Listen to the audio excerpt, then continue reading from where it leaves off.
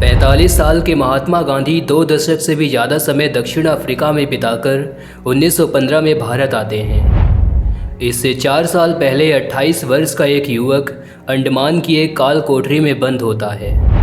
अंग्रेज उससे दिन भर कोल्हू में बैल की जगह हाँकते हुए तेल पिरवाते हैं, रस्सी बंटवाते हैं और छिलके कुटवाते हैं। वो तमाम कैदियों को शिक्षित कर रहा होता है, उनमें राष्ट्रभक्ति की भावनाएं प्रगाढ़ कर रहा होता है और साथ ही दीवारों पर कील, कांटों और नाखून से साहित्य की रचना कर रहा होता है। उसका नाम था विनायक दामोदर सावरकर।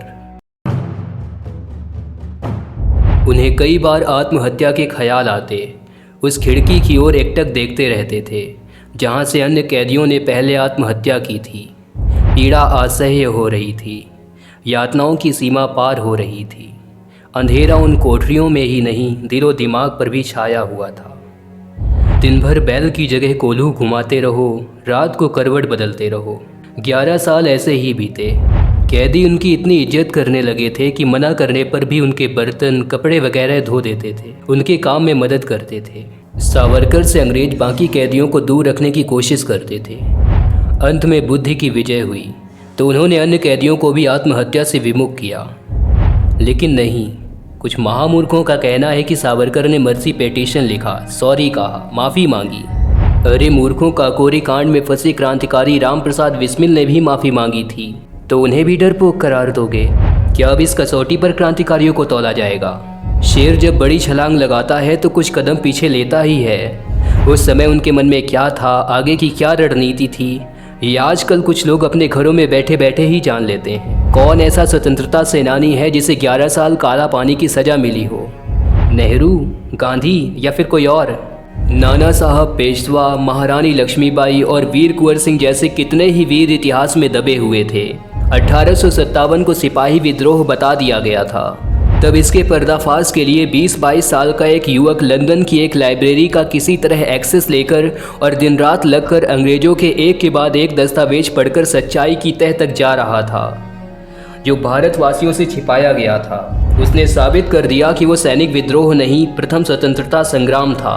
उनके सभी अमर बलिदानों की गाथा उसने जन जन तक पहुंचाई। भगत सिंह सरीखे क्रांतिकारियों ने मिलकर उसे पढ़ा और अनुवाद किया।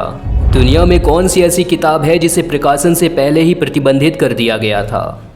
अंग्रेज कितने डरे हुए थे उससे कि हर वो इंतजाम किया गया जिससे वो पुस्तक भारत ना पहुंचे।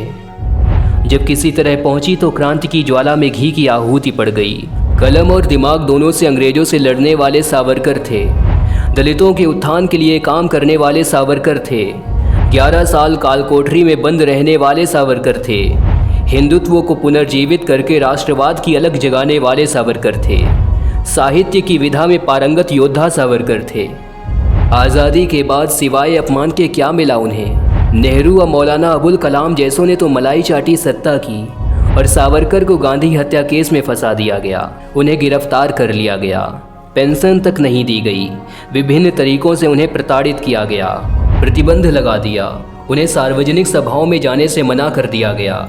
ये सब उसी भारत में हुआ जिसकी स्वतंत्रता के लिए उन्होंने अपना पूरा जीवन खपा दिया।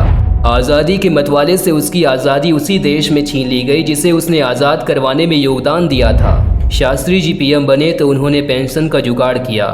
सावरकर जी काला पानी में कैदियों को समझाते थे कि धीरज रखो, एक दिन आएगा जब यह जगह तीर्थ स्थल बन जाएगी।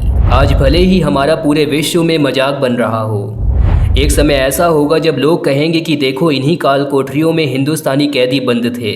सावरकर कहते थे कि तब उन्हीं कैदियों की यहाँ प्रतिमाएं होंगी।